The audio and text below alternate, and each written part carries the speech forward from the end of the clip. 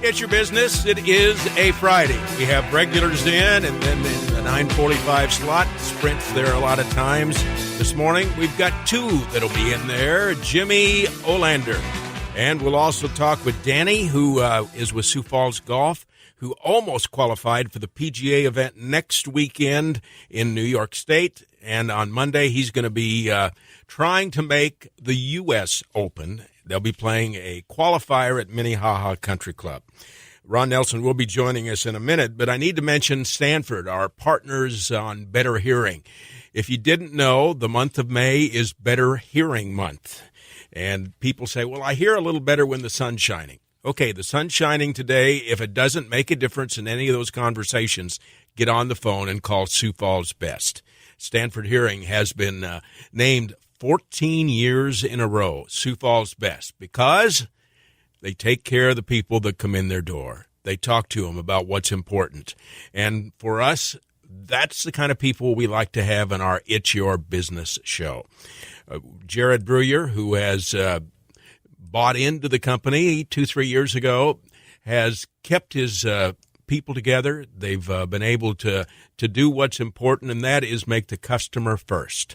They'll do an hour and a half test with your hearing, what you can hear, what you can't hear, and then on a screen, rather than just looking you in the eye and saying you can't hear and you can't hear it, they will show you exactly what you're hearing and where it is.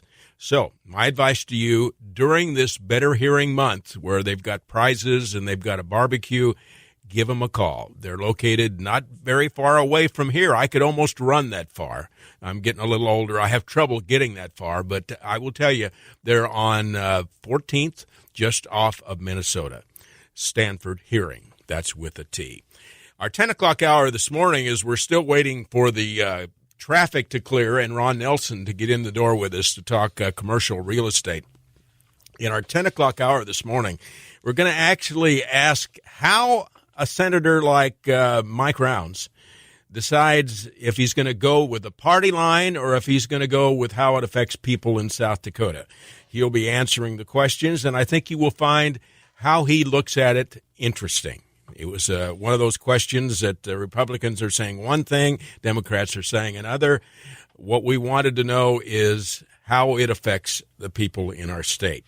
We're also going to be talking and following up with a wetland mitigation that the South Dakota Farm Bureau was a part of in the Twin Cities yesterday. It was a National Mitigation and Ecosystem Banking Conference in the Twin Cities, and Wayne Smith, who is the wetland specialist for our State Farm Bureau folks, will be with us to get us a fill-in. Arriving now, after the traffic has cleared and Elvis left the building, is Ron Nelson, Nelson Commercial Real Estate. Ron, good morning. I just show up late, Bill, just to hear the new description that you come up with because they're always entertaining. You know, from your side, I get your notes. It wasn't the last one in with the notes this morning. All right. But it was good stuff and basically tips for commercial real estate that maybe even your attorney won't tell you. Yeah, Bill, and some good things to talk about, but wanted to have just even before that a little interlude and recognition. I'm going to call it loss of a legend. Into today's paper was the obituaries of a leader that we've lost, Rich Cutler. And a name that might not be as prominent as some, but Rich was a very prominent attorney in town here. And for those that did know him, I'd put him in elite company, kind of a short list of, like I said, almost kind of legendary people, a Bill Janklow, a Don Dunham type person. Rich, of course, led the Cutler Law Firm. Was with the Davenport Evans Law Firm for many years. But why it touches our program is he owned a lot of real estate. For those that just drive up and down 41st Street and see the Gilrich malls, people might not always understand where the origin of that name came from, but he and a partner who's also deceased, Gil Haugen from Gil Haugen Construction, did a lot of things together and created Gilrich 1 and 2, Gilrich Village, and they have a couple of other properties, Western Center on the corner of 41st and Western, where your Pepper Jack's Grill Mattress Firm is. Beacon Center, 57th and Louise. Lots of folks know where that is with Spezia and Qdoba, things like that. So I've done a lot of deals over the years with Rich Cutler. His son Kent is carrying on the tradition of the Cutler Law Firm, and good guy and good family. And so anyway, just wanted to pass that along. Since we were kind of talking about a little bit of the topic of real estate and kind of relating to the legal side. So anyway, just wanted to pass that along. So what would Mr. Cutler have passed along to his clients about the real estate side that kind of fits with your topic this morning? I'm sure that he shared some things with you through the years. Well, this is a commercial real estate program, and for us guys as brokers, it's fun to just the art of the deal. Donald Trump, famous book that we talk about. But a lot of fun, getting the fun parts of the deal put together. You get into the weeds sometimes, and it's not necessarily that much fun, that exciting. But if you don't cover that, it can bite you in the future. And your attorney is an important part of putting a transaction together. But even sometimes attorneys miss some things, or I don't want to say look the other way, but sometimes they don't necessarily think something's that important. But I'm here to say that there's a couple of things that if you're a tenant going into a lease, if you're a landlord, a couple of things that are important to know about.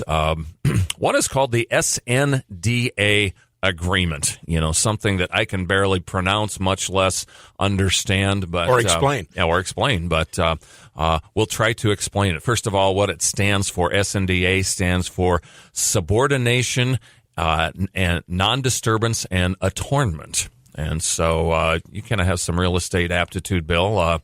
Is that something that, I wouldn't explain it on the radio, but I would be happy to hear what you would tell us. Well, we talk about our economy, and, some people talk about the black cloud and, things of, tougher times coming around. And, the reality is it's true. There's going to be, once again, a dip in the economy. We don't know when it's going to be. We don't know how the extent or depth of it. But as things head toward that direction, there's some landlords that are probably going to lose their property. Probably some things going into foreclosure.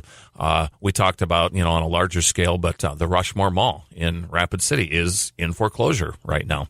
So the way the law reads is if a property is in foreclosure, the lender and others involved have the right to kind of get the property back to perhaps operating mode. And sometimes that might mean going in and looking at the leases, and the lender could actually say, we don't like this lease. It's not paying enough rent, or the guy's a jerk, or, whatever. And, we have the right to cancel that lease. By getting a lender, if you're a tenant going into a space, by getting a lender to sign an SNDA agreement, essentially what you're asking them is, leave me alone, back off. I'm the tenant, and I am signing whatever, a 5-year lease or whatever. And if in year 2 this property goes into foreclosure, you as the lender do not have the right to disturb my lease. So my lease will survive, a foreclosure or something like that. Again, one of those kind of deep in the weeds type things. But could you imagine, you're 2 years into your business plan of a 5-year or longer thing, and some lender just arbitrarily decides that, we don't want that tenant in there. We're going a different direction with this property. Could totally devastate your business. So, one important thing. Another one for going into leases that you might not think about, delays. And maybe it's construction delays. Maybe it's other kinds of delays. But where this is relevant is we did a deal downtown Sioux Falls probably 2 years ago. It was about 9 months to a year late before the tenant was able to get moved in. And, essentially what happened is, some unforeseen construction things. The landlord was not necessarily that experienced in some of those things, and they just there were some areas they didn't really know what they were doing, and really put a crimp on this tenant. They did have good legal work done. They were able to negotiate some compromises, with that. But on the flip side, if you're a landlord and you put a tenant in there and there's some construction things that they need to do and all that, well, what if it takes twice as long? Basically the lease is a little wordy that just says, well, it starts when he gets his construction done. Well, what if his construction takes 9 months and you expected it to take 2 and you need the rent to pay your mortgage and this tenant is delaying and delaying and delaying and delaying. So you need to address that in your leases. And do we have time for one more? About a minute and a half, 2 minutes. Cap your triple net charges. What are triple net charges? Those are the charges in a lease that allow the landlord to charge for the taxes, insurance. The triple comes from taxes, insurance, and maintenance is kind of loosely what the triple in triple net stands for.